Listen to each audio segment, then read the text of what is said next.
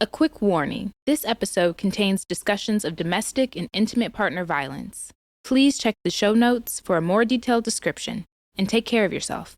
Thanks for listening. Hey, speaking of listeners, we're your hosts, Alexandria Mack and Scotty Lee Myers. We'll have the next episode ready for you next Friday. But in the meantime, we wanted to share a bonus episode with you. In episode 1, you may remember the lethal statistic that firearms were used in nearly 90% of fatal domestic violence incidents across Wisconsin, and that an abuser with a firearm is 5 times more likely to kill their female victims. We sat down with U.S. Congresswoman Gwen Moore, who recently penned a resolution calling out the deadly combination between domestic violence and access to guns.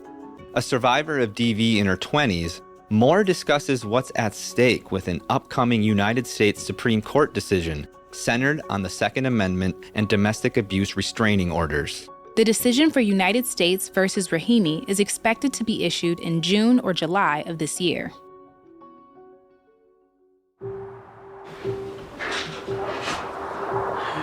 Good morning. Good morning. Good morning. Good morning. Hi.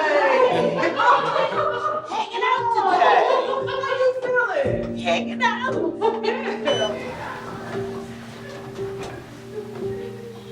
All right. Hello, I'm Alexandria. Hello, Alexandria. I think domestic violence is something that has been a secret, something that is supposed to be kept in the family, and nobody wants to talk about it. Congresswoman Gwen Moore is speaking up on a disturbing yet needed conversation, and she's starting with a powerful story of her own. I can remember, in particular, my early 20s being in a domestic violence situation, and I was in the relationship for longer than any sane person would have been in the relationship, because I spent a whole lot of time blaming myself.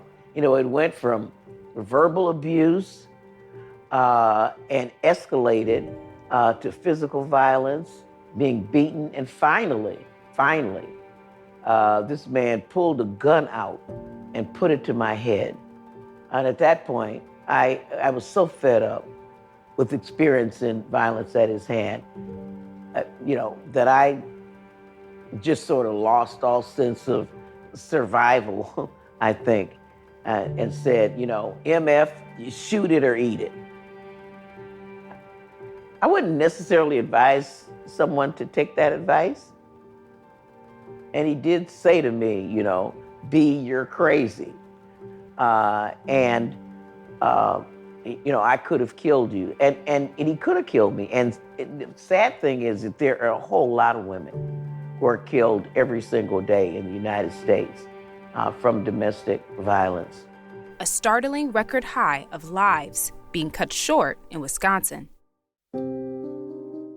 My name is Antonia Drew Norton. I'm the director of the ASHA Project, founder of ASHA Family Services Incorporated. We are a culturally specific domestic violence agency in the city of Milwaukee.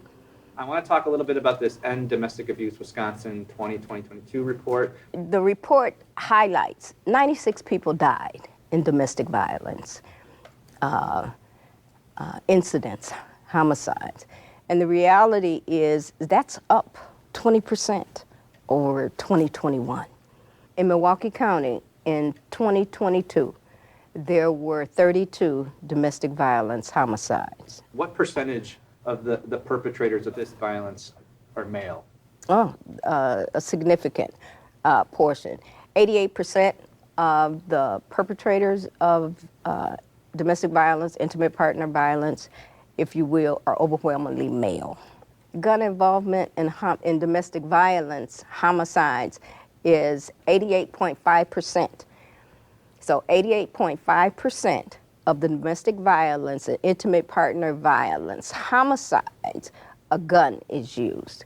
When a gun is present, a woman is 5 times more likely to die. And then we're getting ready to be hit by VOCA, the Violence Against Crime Act, funding cuts, which is going to cut programs in Wisconsin from 135 programs to 52. Somebody is going to die. Lives are going to be lost. So whose mother, whose sister, whose cousin, whose loved one, whose daughter is it going to be? So my hope is that people see the seriousness of this issue, and these deaths are preventable. It's troubling numbers like these that led Moore in late October to introduce a symbolic resolution in Congress. The resolution that I've introduced really recognizes the nexus between domestic violence, the presence of a firearm.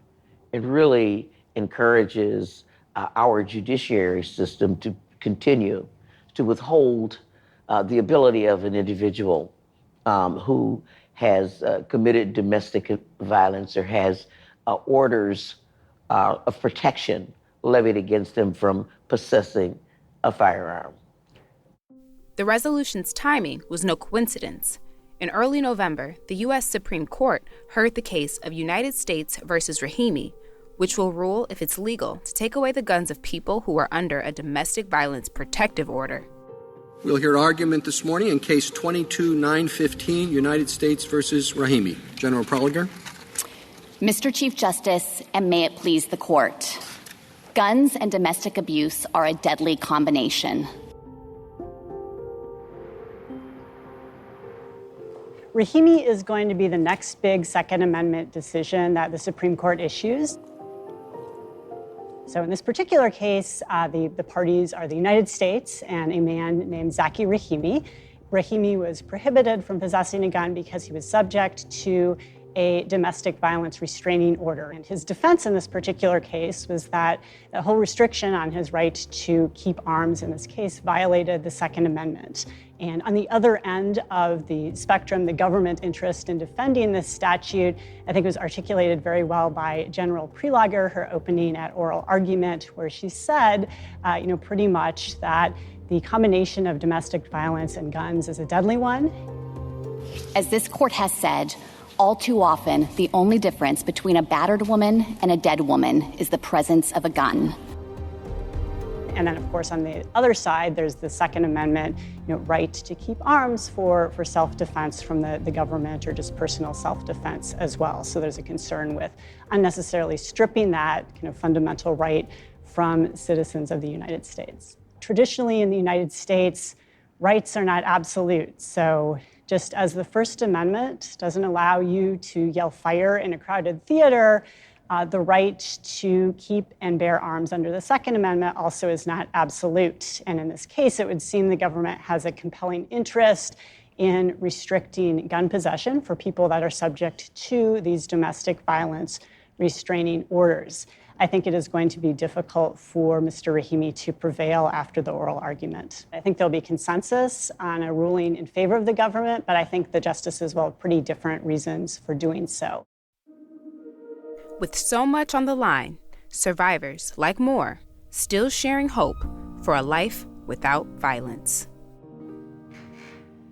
My message for hope for women who are experiencing domestic violence is to remember that you are loved, and that you don't have to rely on this particular relationship to be loved. That there are people, we're out here, we love you, and we're willing to make the interventions that will help you find safe shelter, to be able to maintain your employment, to be able to